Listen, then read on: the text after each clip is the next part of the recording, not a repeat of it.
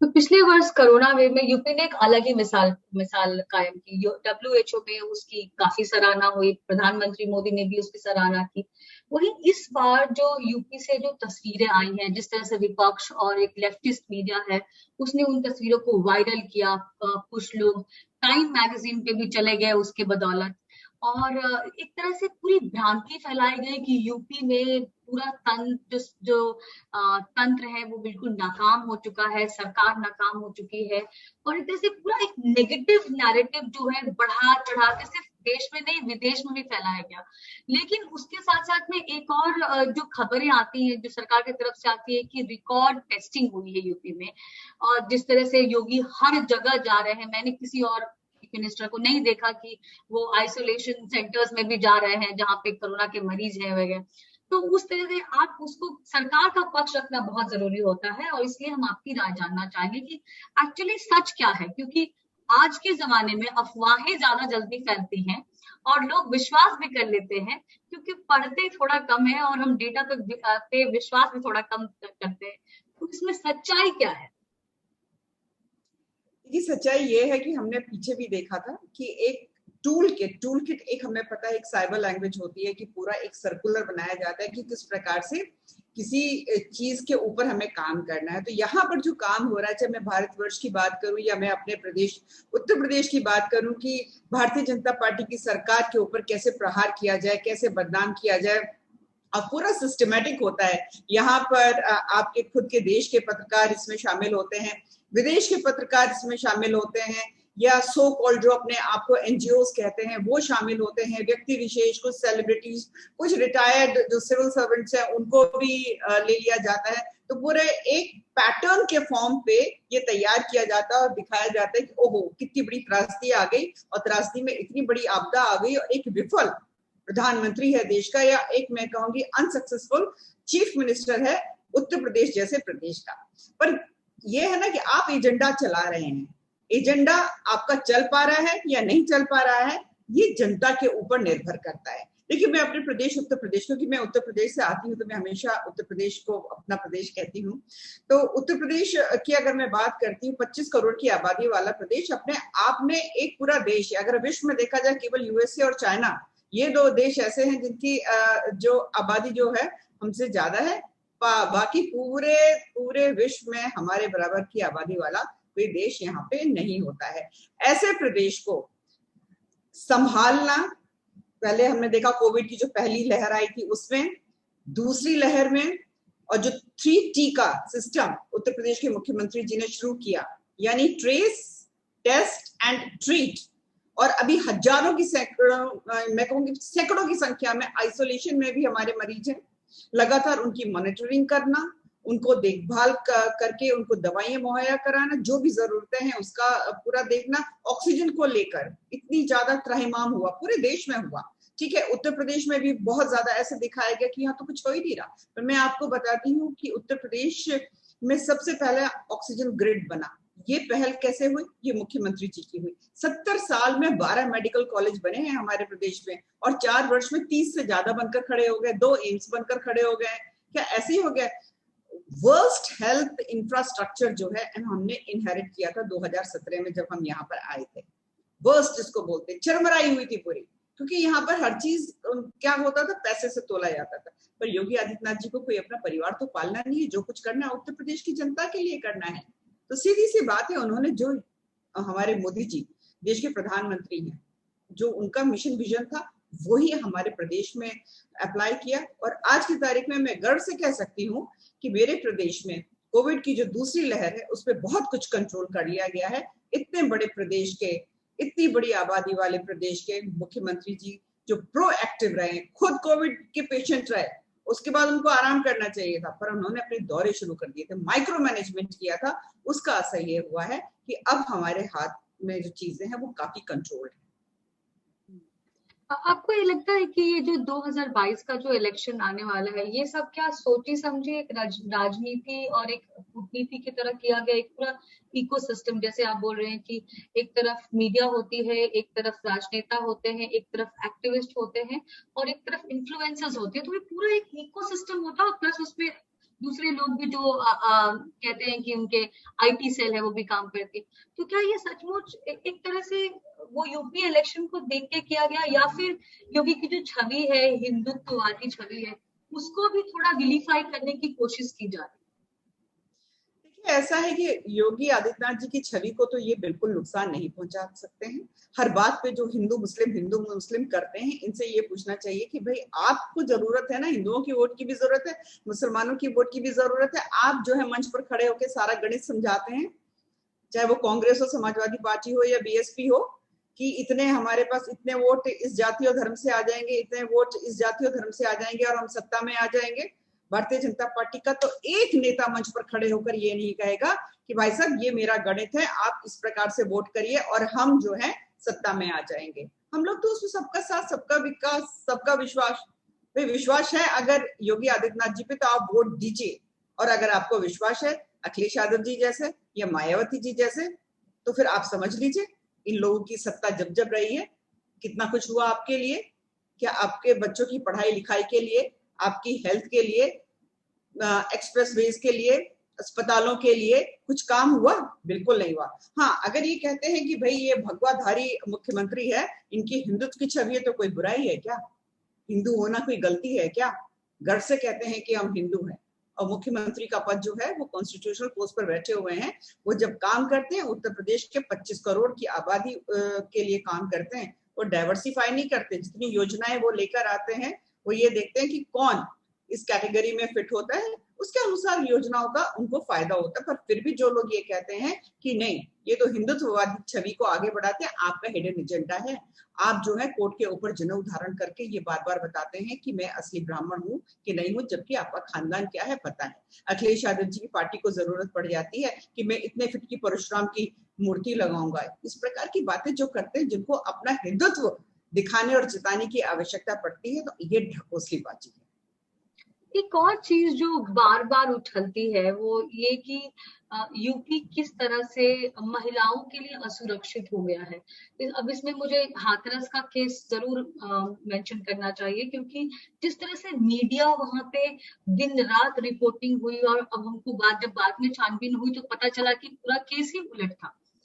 और जिसको बनाया गया कि किस तरह से सरकार संरक्षण दे रही है जिन लोगों ने उस बेटी का बलात्कार किया, और एक तरह से पूरा सेंटिमेंट, एक पूरा नैरेटिव करने की कोशिश की गई मेन स्ट्रीम मीडिया के चलते भी।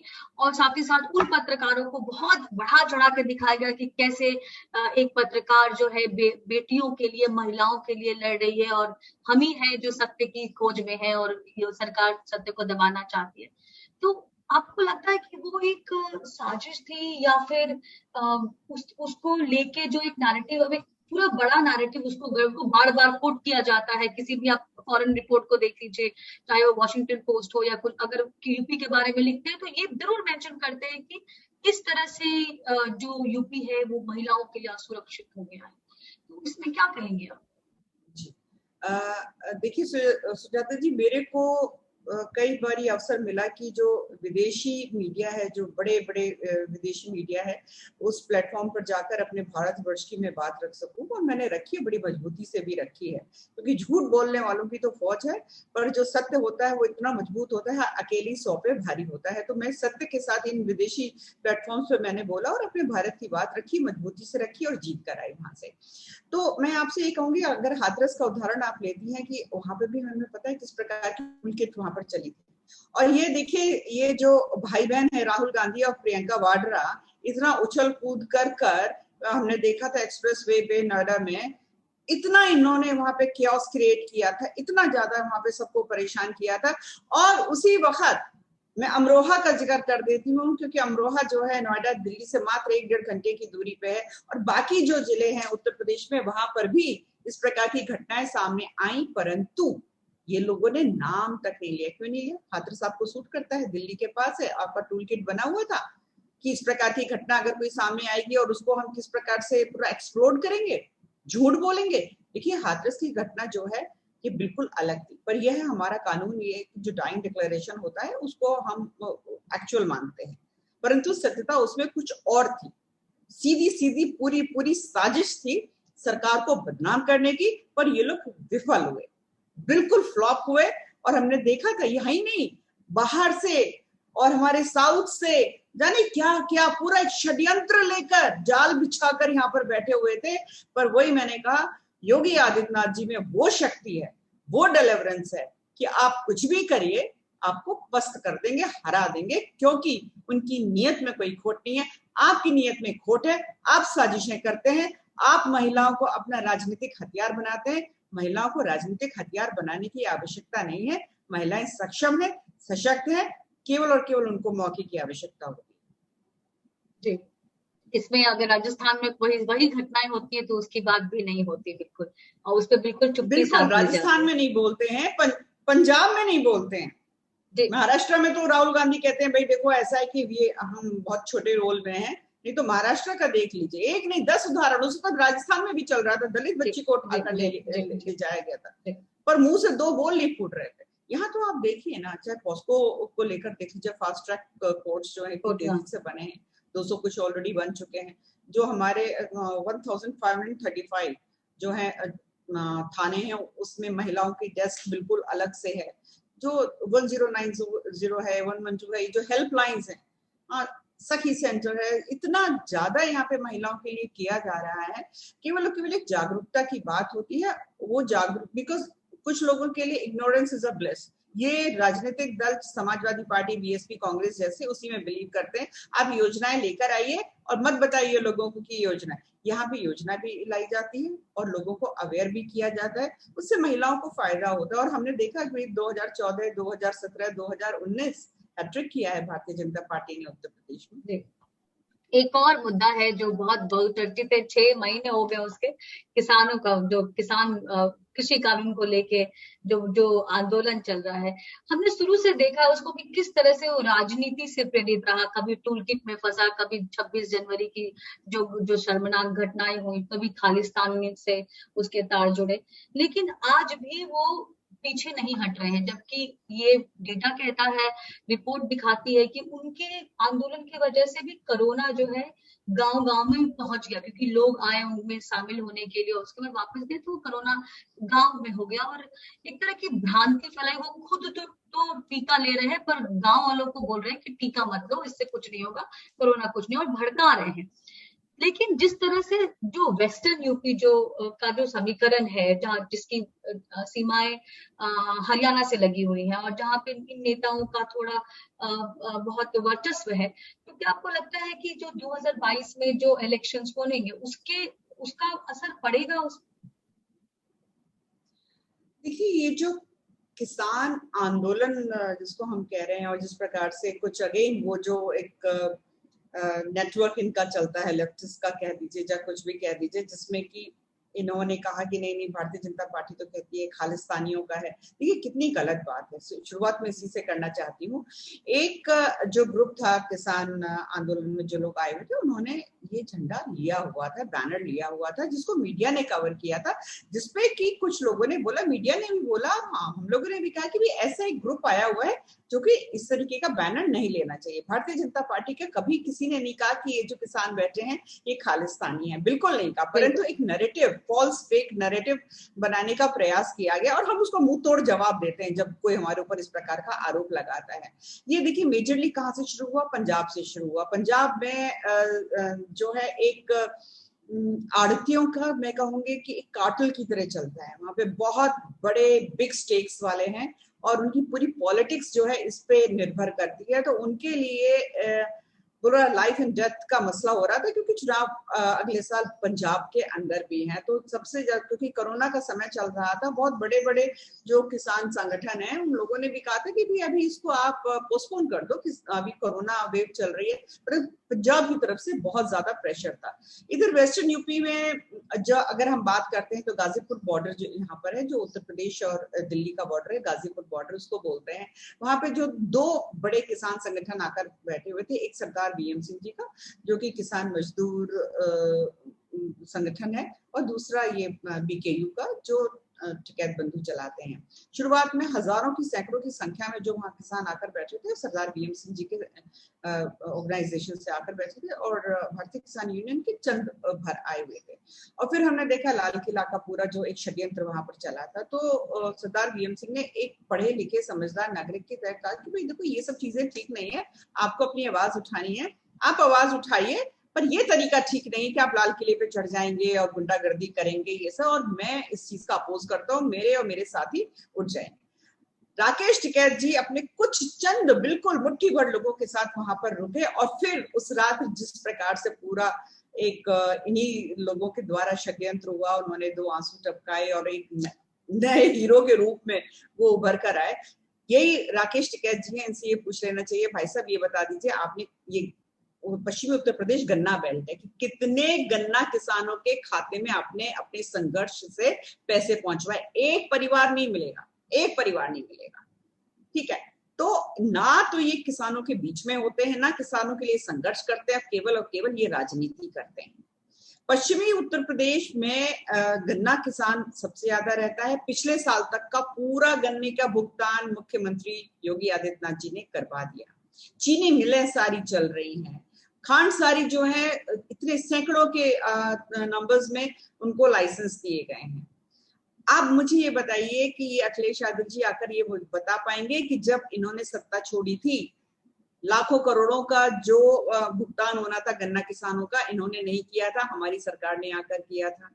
तो ये पश्चिमी उत्तर प्रदेश के जो किसान हैं, ये अखिलेश यादव जी या मायावती जी के साथ कैसे खड़े हो सकते हैं? मुझे याद दिलाना पड़ेगा, चाहे वो किसान हो या वो लोग हों जो अपने आप को हिंदू कहते हैं। क्या हम भूल जाएंगे अखिलेश यादव जी के पिताजी की सरकार थी, सरयू नदी लाल हो गई थी, किस तरीके से कार्यकर्ताओं के ऊपर गोलियां चलवाई गई थी, फिर कहा गया कि मैं संविधान की रक्षा कर रहा था।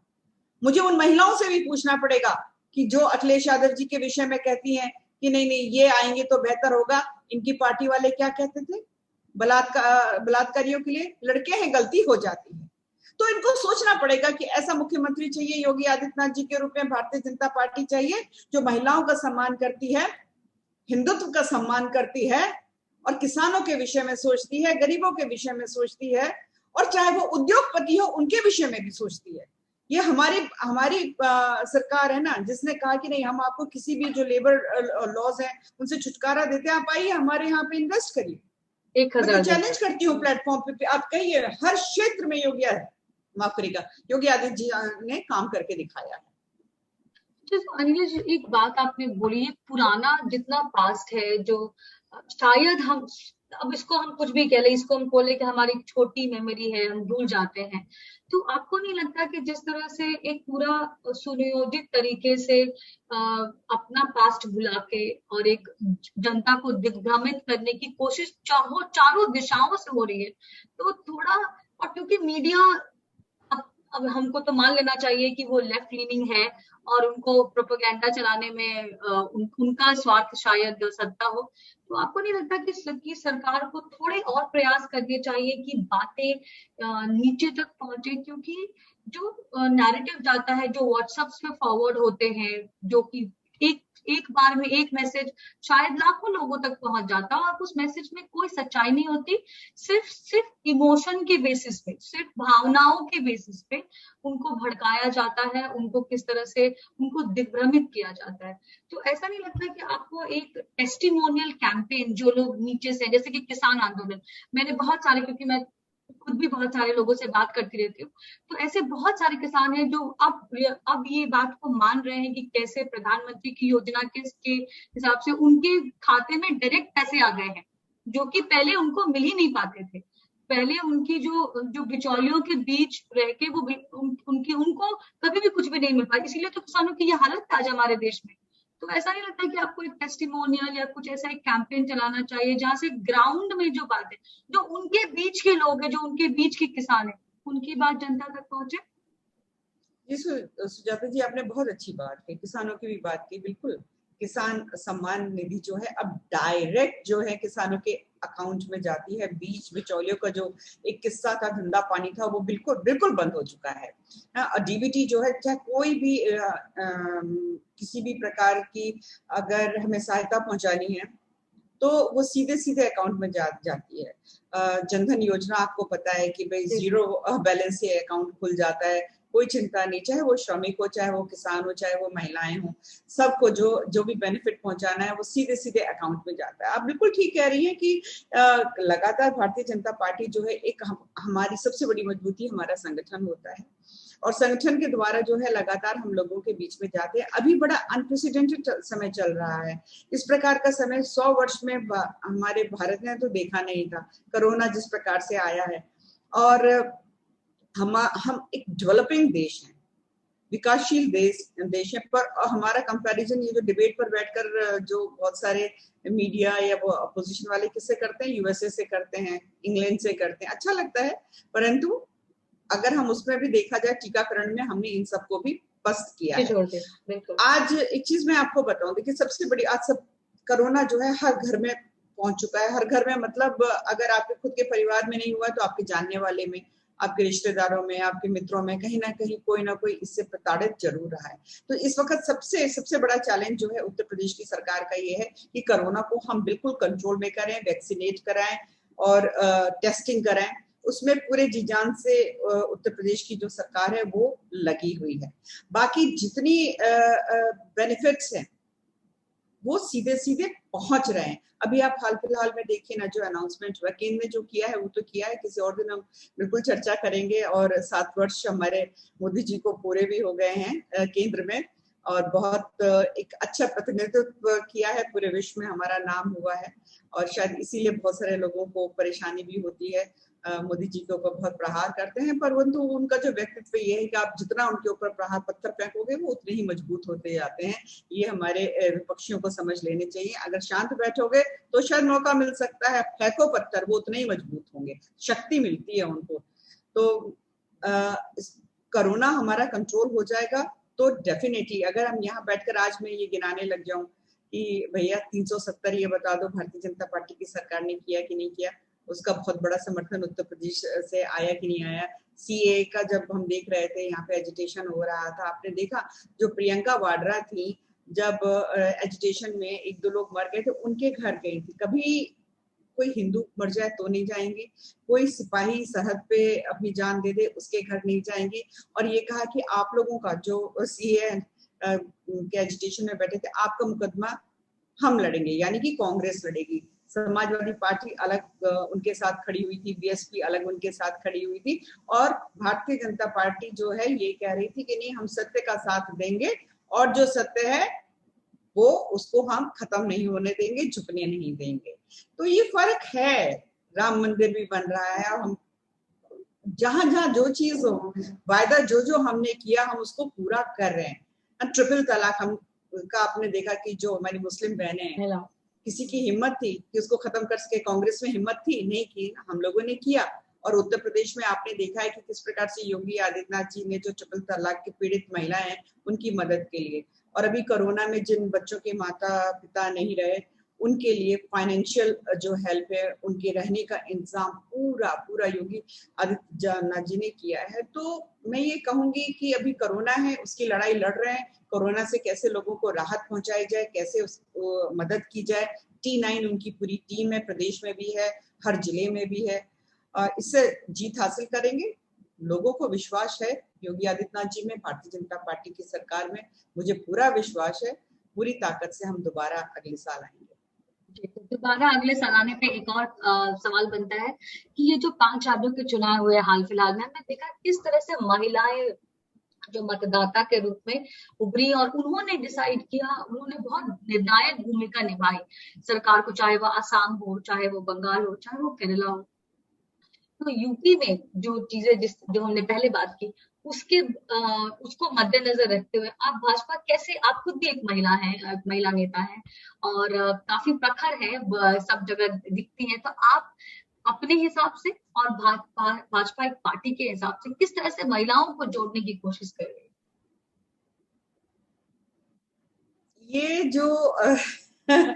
ये जो विषय है ना, मेरे ख्याल से सभी महिलाओं के, अगर मैं राजनीति में जो महिलाएं हैं, मैं कहूंगी कि ये ऐसा सब्जेक्ट है, शायद सभी इसके विषय में बहुत सोचती हैं, और पार्टी लाइन से ऊपर उठकर सोचती हैं कि अभी भी आज की तारीख में भी भारतवर्ष में महिलाओं को जो स्थान राजनीति में मिलना चाहिए, उनकी जो डिजर्व करती है, वो अभी भी नहीं मिल पाया है। ये सत्यता है। अगर मैं 2017 के चुनाव की बात करती हूँ तो हम क्यों नहीं और अनिला जी को देखते हैं, अनिला जी को हम और देखना चाहते हैं, आगे देखना चाहते हैं, ऊपर के पदों को देखना चाहते हैं, तो वो कैसे होगा? क्योंकि जब मैं एज अ वुमेन देखती हूँ कि ये पार्टी महिलाओं को आगे लेके जाती है, तो जो 50% महिलाओं में एक रे ऑफ होप कहते हैं ना, रे ऑफ होप वो जगती है, और उसके बाद तो उससे उनका पार्टिसिपेशन विश्वास बढ़ता है पार्टी की तरफ भी।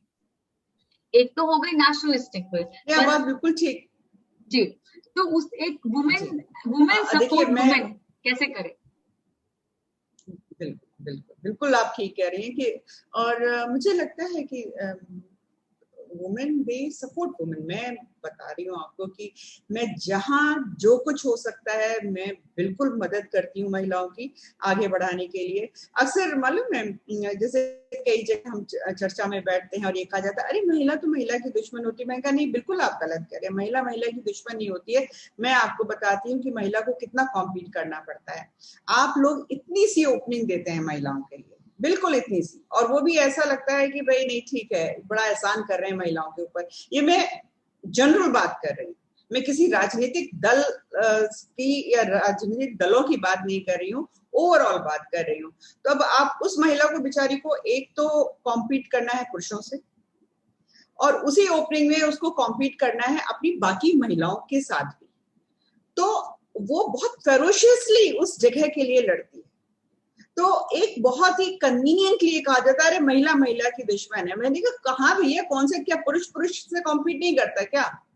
और वो तो बेचारी पुरुषों से भी कॉम्पीट कर रही है और महिलाओं में भी आपस में कॉम्पीट कर रही है अपनी जगह बनाने के लिए। पर मुझे लगता है कि जैसे 2017 की मैं बात करती हूँ, क्योंकि महिलाएं जो है ना, ये मोदी जी को तो खूब झोली भर भर के वोट देती हैं। He is favourite of women because क्योंकि वो इतना काम करते हैं महिलाओं के लिए, इतनी योजनाएं लेकर आए हैं। उनका ही असर था कि 2017 में भी हमें बहुत बड़ी जीत मिली थी, क्योंकि महिलाओं को बहुत फायदा यहाँ से मिला था। 3% जो वोट परसेंटेज बढ़ा था वोटिंग का, वो भी महिलाओं की वजह से बढ़ा था। पर मुझे डेफिनेटली ये लगता है कि स्कोप और ज्यादा होना चाहिए। भारतीय जनता पार्टी का जहां तक सवाल है, मैं ये कहूंगी कि यहाँ पर परिवारवाद नहीं है। तो यहाँ ये नहीं कि सोनिया गांधी जी की जो बेटी है वही आगे बढ़ेंगी, अखिलेश यादव जी की जो पत्नी है वही आगे बढ़ेंगी, या मायावती जी स्वयं आगे बढ़ेंगी। यहाँ वो चीज नहीं है। तो यहाँ पर ये कि अगर आप कैपेबल हैं तो there is a fair chance कि आप अपनी कैपेबिलिटी से आगे बढ़े। मैं अपना उदाहरण दे देती हूँ ज्यादा। मैं पॉलिटिक्स में I am a bureaucrats wife, ठीक है। तो मुझे एनकरेज मेरी पार्टी ने ही किया था ज्वाइन करने के लिए, और मैंने काफी उम्र के काफी लेट उसमें मैंने ज्वाइन किया। पर तो I am not like a typical politician, but they gave me so much of support. और उनको जहां लगा कि नहीं शी इज कैपेबल इनफ, तो वो देते हैं, आपको आगे बढ़ाते हैं। ऐसी बात नहीं है कि आपको चांस, बीजेपी में चांस मिलता है, सबसे बड़ी बात ये। बाकी पार्टी में अगर परिवार को आप समझ में आएंगी, उनको आपके अंदर कोई क्वालिटी दिखेगी, तो शायद आप बढ़ सकें आगे।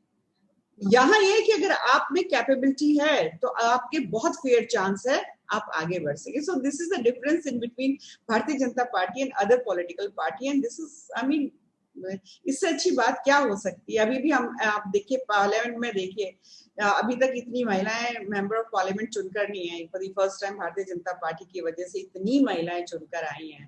First defence minister, first finance minister, ये सारी चीजें जो किसने दी है, मोदी जी ने दी है, और उसको हम कहीं ना कहीं उत्तर प्रदेश में भी रिफ्लेक्ट होते हुए देखते हैं। बट मैं ये कहूंगी आगे जो नेक्स्ट ईयर का चुनाव है या आगे कोई भी चुनाव हो, we need more representation of women, because women is a natural manager उसको पता है कि कैसे चीजों को संभाला जाता है, घर में डिस्प्यूट भी होगा तो भी उसको पता है कैसे संभाला जाता है। And I think all women should be on same platform on this subject. Anyway, I really wish all the success to you, क्योंकि I think there are totally many. Reciprocate. Thank you, because we need more voices, क्योंकि party line और ideology एक जगह है, but I think अगर दुनिया में कोई दलित है तो वो वुमेन, तो वो औरत है। क्योंकि आप देख लीजिए, चाहे वो कोई भी देश हो, चाहे वो अफ्रीका हो, चाहे वो ब्रिटेन हो, आप मेगन मार्कल के साथ जो हो रहा है, एक तरह से वो क्या है, it is about vilifying a woman की, जो कि भाई बाहर से आई तो तुमको सूट नहीं की तो तुमने उसको बाहर फेंक दिया। उसको चाहे उसने पैसे लेके इंटरव्यू दिए, पर आपने उसको बाहर फेंका ना। That is one fact. आप चाहे उसको ब्लैक वुमन में देख लीजिए, यूएस में देख लीजिए, वहां पे क्या होता है ऐसा। उसके बाद मोनिका लेविंस्की को हम याद करते हैं, बट हम बिल क्लिंटन को कुछ नहीं कहते। अकेले थोड़ी कर लिया था उसने। वो वुमेन के कैरेक्टर पे उंगली उठ जाती कि ये गड़बड़ है। हाँ, मतलब बिल क्लिंटन बिकम्स प्योर, मतलब वो गंगा जल से नहाए हुए उनकी बीवी इलेक्शन लड़ने चली आई, लेकिन जो मोनिका लेविंस्की है उसको हमने एक टैप करके अलग हटा दिया। सो दैट इज एवरीवेयर, चाहे वो अफ्रीका हो और चाहे वो इंडिया हो। औरतों को से बड़ा दलित कुछ नहीं है, बट द प्रॉब्लम इज कि दलित जो मतलब जाति है, वो उन्होंने रियलाइज किया कि अगर हमको एग्जिस्ट करना है तो हमको इलेक्शन में एक आवाज बननी होगी, एक ताकत बननी होगी। That's why they came together, that's how नेताज were born out of it, Samajwadi and things like that, Dalit नेता, महादलित नेता। औरतें वो नहीं कर पाई हैं, औरतों को नेता चुन नहीं पाई हैं, उनको अभी तक ये रियलाइजेशन नहीं है कि we have to come together.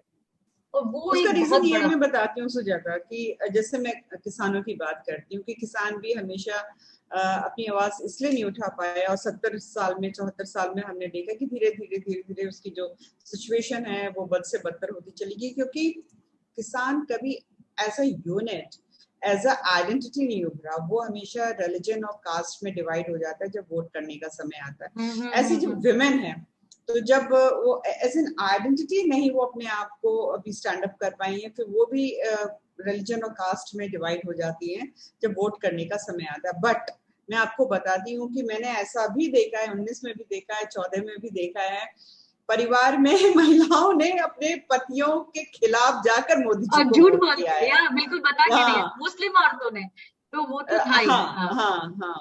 तो मैं यही कहना चाहती हूँ कि भी like women, they have got that type of capability. वो उनमें वो सक्षम है, वो ताकत है, बस थोड़ा सा जिसको कहते हैं ना कि एक जागरूकता और एक लाइन दिखाने की आवश्यकता है। और उसमें मुझे लगता है कि सुजाता जी, आप जैसे जो पढ़े लिखे और इतने अच्छे बैकग्राउंड के और इतना अच्छा बोले और इतना अच्छा काम करने वाली महिलाएं हैं ना, वो शक्ति देती हैं ऐसी महिलाओं को।